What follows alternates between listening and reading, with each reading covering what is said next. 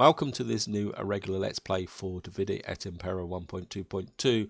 Now, I want to make it very clear from the very beginning of this video, guys, there is no gameplay in this actual video. The gameplay will be in part 1, which will be released on the same day as the video. The purpose of this video is simply to introduce the campaign, what the reasons why I'm doing it, and what its objectives. So if you're not interested, guys, feel free to jump forward to part 1. If you're interested, guys, by all means stay and listen.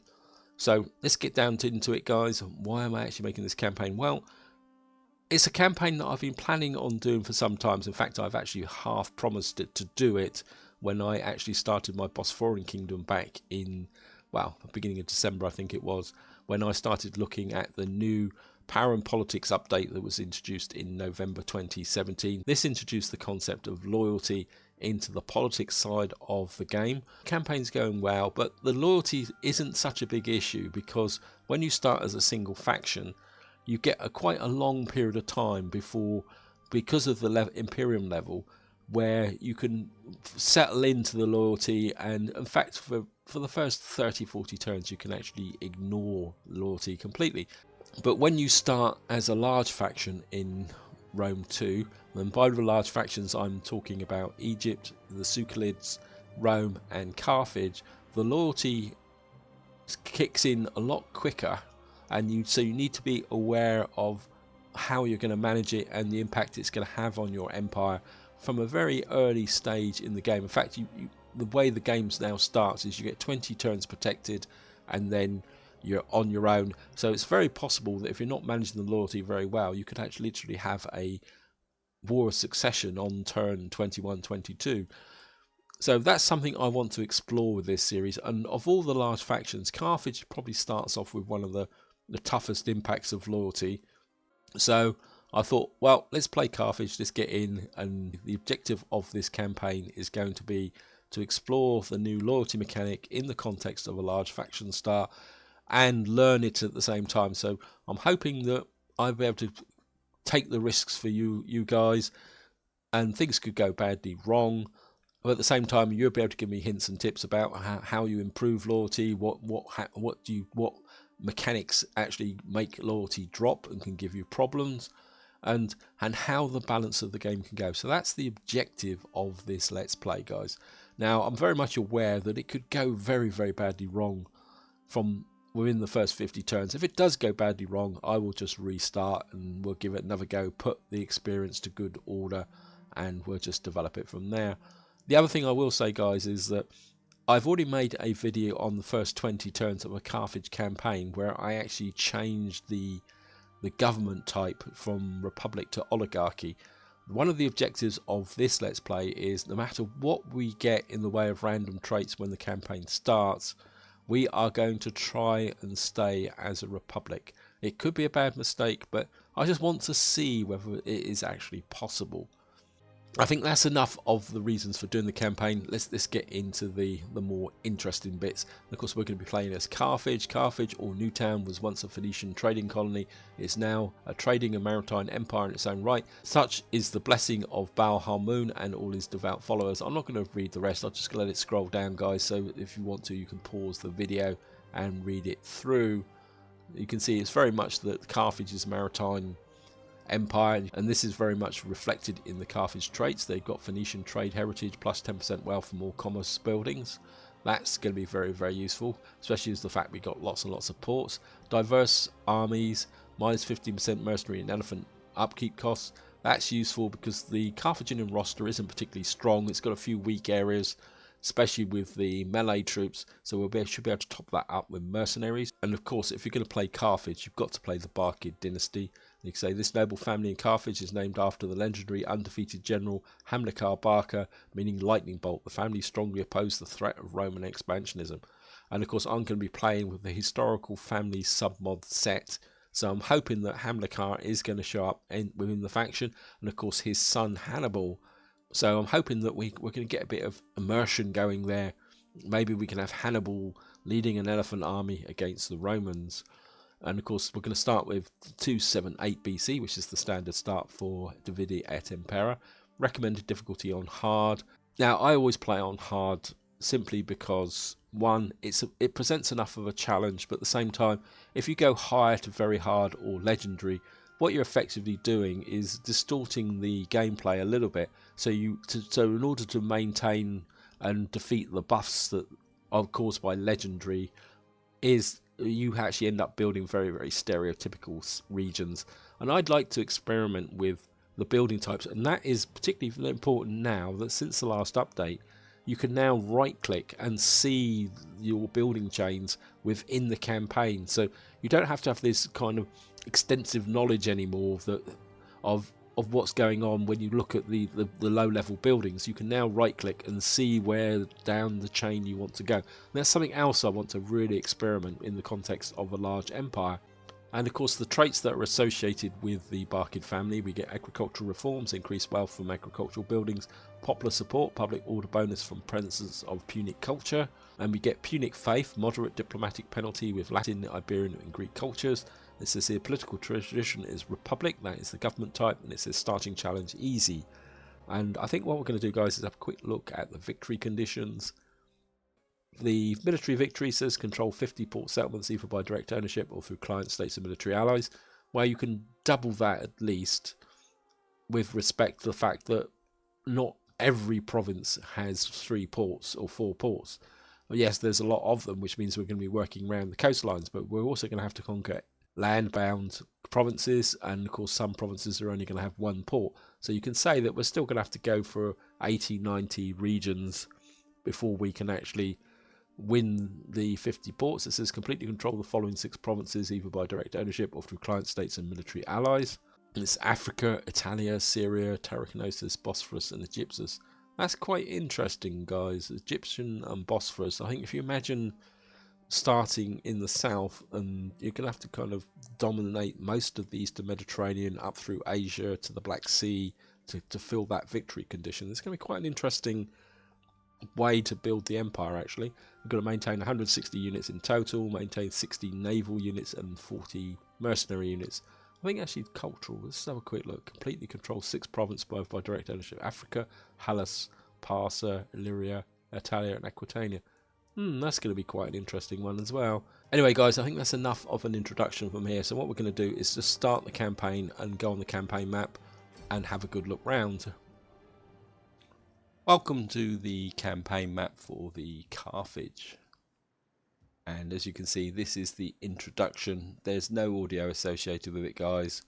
What I will do is let it run long enough for any of you guys who want to read it. You can pause the video and just read through it. And I think that's enough, guys. So we're just going to cancel it. And of course, there's been an objective issue. So it's completely control 4 provinces either by direct ownership or through client states and military allies.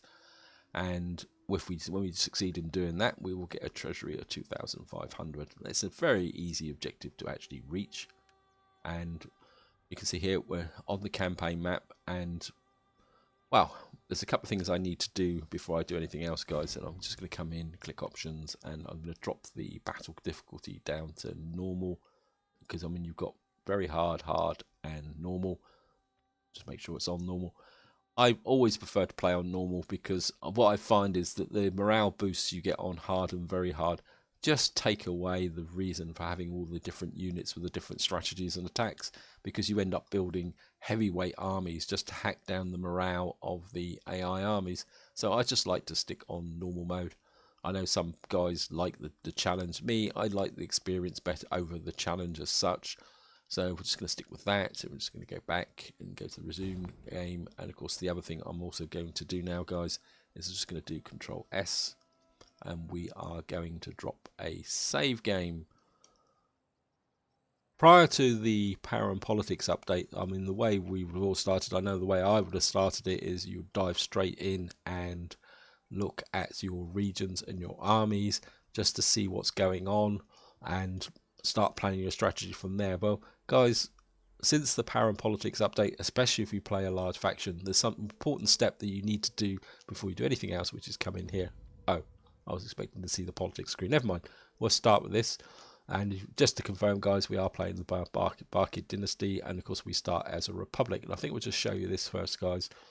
As the republic, you can see here we get plus 20% public order penalties due to the presence of foreign cultures. And of course we get this -10 loyalty for all political parties. That's the real sting in the tail from playing a republic. But there are some positives. We get +3 public order per turn for all provinces, +5% tariff income from trade agreements, -10% upkeep for the cost of all armies. I mean, that's going to really add up over the cost of the campaign. Now I'm going to jump slightly ahead here, guys, now, in the sense that if you happen to draw quite bad loyalty statistics, this will make sense once we actually get to the politics screen. There is an option where you can actually change governments, and you can either go to an oligarchy or a kingdom. Now, what I would suggest is if you do get really bad loyalty and you want to swap, go for the oligarchy, because that will effectively give you a +15 loyalty for all political parties, because you take away the -10 and get +5. So that's a way you can fix the problem if you get really bad loyalty amongst your starting parties. Now, I have done a video showing the first 20 turns of a Carthage campaign where you can actually swap governments. So if you want to know how to do that, guys, by all means go and watch that video. But of course we are going to stay as a republic, and what I would really like to do is eventually change to an empire.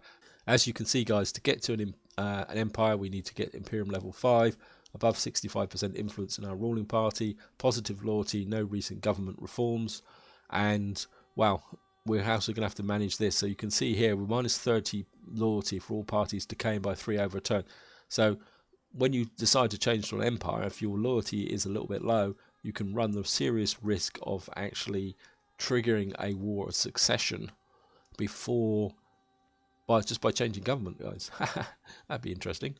Now, for any of you guys who are not familiar with the new interface, where it says protected here is where you would see your chance of getting a succession or a civil war. But of course, the first 20 turns of a campaign, you're always protected to get sorted out. It also goes to protected once a war of succession or civil war starts. So you can't actually have multiple successions when you're actually one started. Now, I have been asked in the comments of one of my videos about what's the difference between a succession and a civil war, and I think the honest truth, not a lot. The only difference I can really see by doing a bit of test play is that if one family breaks away, it's a war of succession. But if you have a scenario, which I was fiddled around with my Roman campaign, which I had to abandon, is that if you've got two families with bad loyalty, what you can actually get is effectively a schism where your empire splits into half, with the ruling family and their supporter fighting on one side, and you can actually have the two of them break away. And I think that's what they actually mean by a civil war. I'm not going to go through any of these traits, guys. I'll do that more once I actually get into part 1. I think what we're going to do now is look at the politics screen. Not too bad, actually, guys. I know some of you may look at that and think, oh, he's got 2 negative loyalties, which is this number here, and may think that's bad. But I can assure you guys, if you're playing Carthage, this isn't brilliant, but at the same time it's not bad. I mean, when I did some test spins back when I was making the original standalone video and I wanted to get a bad starting position, I was getting -17. I think one point I had -21. I even managed to get to a scenario where all 3 other parties were in the -teens, is the best way to describe it. So this isn't particularly a bad start, actually, guys. I'm also aware that some of you guys may not be familiar with the new mechanics, so I'm just going to run through it very, very quickly. The way it works is the top 2 traits here are related to your party. So this party here, their traits is they're expansionist, so they get +5 loyalty for 5 turns for every enemy settled captured, but they're also patriots, which means we get -5 loyalty for every enemy army present in your territory. The way you can look at these guys is these are the fixed traits. They don't go away. You're going to have to live with them for the whole of the campaign. The bottom trait here comes from the leader. You can see here he likes barbarians, which is +2 loyalty for every barbarian faction which you've established diplomatic relations with. But this is his trait. So when he dies, the trait changes. As you can see down here, so the landowners party here, they like barbarians, they like Romans, so that's quite good. That's what actually gives us this breakdown here. But they've also got a thirst for power, and this is quite a nasty trait. It says -10 loyalty for the party's influence is lower than the ruling party's influence, which means that No, actually, that's quite strange, actually. Difficulty level. Oh, it's not kicked in. So what's actually going on? Oh, they're actually more powerful. But that's not going to last long, actually, guys. Because you can see here, the gravitas now or here is 5, 14, and 11, and we're 25%. And if I show you this trait here, you can see the faction leader gets this trait here called a Sophet, which is basically his overall traits for while he's actually faction leader. And you can see there he puts +4 gravitas on per turn, so 3 turns and we'll probably be out in front, because I think this guy probably doesn't have that much in the way of gravitas. He's got 1, so you can say that he's going to gain 3 on this guy every turn, so it won't be long before we get this will drop to a -14 when this first for power kicks in. Now, just to give you an overview of the loyalty breakdown, guys, the difficulty level, obviously, I'm playing hard, so it's -10. If you play normal difficulty, it's 0. If you play very hard or legendary, it's -20, I think, when I looked. The Imperium level is 10. That actually comes from here, because we're currently Imperium level 3. Although it says +5 loyalty from all political parties. I'm not sure why it's 10, because if you come down to here, it's actually 15. I don't know if there's some reason or some type of sliding scale here that where the 10 actually comes from. And of course, if you start down here, you actually get +20 loyalty. And this comes back to what I was saying, that if you start as a small single faction, so until you get to about Imperium level 4, you're getting a bit of a boost to your loyalty. But of course, once you get past this, it goes -5, -15, -25, and of course up here it's -35. So once you start getting a big empire, you're going to have to really seriously manage the loyalty. So that's something you need to bear in mind, guys, that this will change over time as it goes forward. And he's obviously getting +4 because he likes Rome's. This promoted characters seems to be a feature of when a campaign starts. I think some of these guys automatically get promotions here. So if we kind of click here, this is what these guys are actually here. This is their promotions. As you can see here, guys, your faction leader no longer gets promoted. This trait is effectively saying that they are the supreme ruler. Right, so we're going to have to do something about this guy. His thirst for power. I don't know where he is. Let's have a look. Landowners Party. He's an admiral. Yeah, well, we're going to probably have to let him have an accident very early in the game. This one's pretty good, actually. There's Xenophiles. So it means +2 loyalty for every faction which we established diplomatic treaties. So that's going to actually work very quickly. You can see here we're already on level 8. So that's pretty good, guys, actually. I think we can work with this. But this is what we got to work with within being a republic. And we'll see how we can actually go, guys. Of course, we can secure loyalty here. But there's no point at the moment, simply because we're protected anyway. So that's the loyalty issue dealt. Let's do a bit more of the traditional way of starting. In fact, I think what I'll do, guys, is I'll come down here and I'll give you an overview.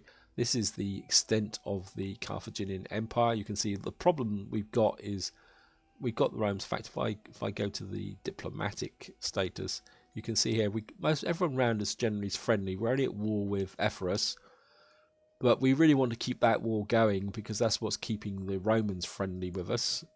Because we actually start with a trade agreement with the Romans. So, well, the first 20 turns is to try and keep the peace as much as possible, make lots and lots of friends along here, because we've obviously got factions behind us that could stab us in the back on this extended bit here. We certainly want to make friends with Egypt and these two factions here, simply because we don't want them pushing in. Because what I want to do in the early games, probably talk about until we've actually consolidated, is to push up through here and consolidate Iberia. The reason for that is Iberia is quite a wealthy area. It's got some nice resources in here. We've got some iron, we've got copper, which means we can really build up the armor and weapons capabilities of our armies. And what I'll be looking for is to get some kind of defensive line across here. Another possible early target is that down here, so we can consolidate Mauritania. And of course, we've got a couple of client states here, which are a little bit of a pain in the neck. But as long as they stay on board, I can't see any point in actually trying to get rid of them. And of course, we need to keep these guys happy. And of course, above all, we want to keep the Romans happy. And of course, one of the things you need to remember, guys, is that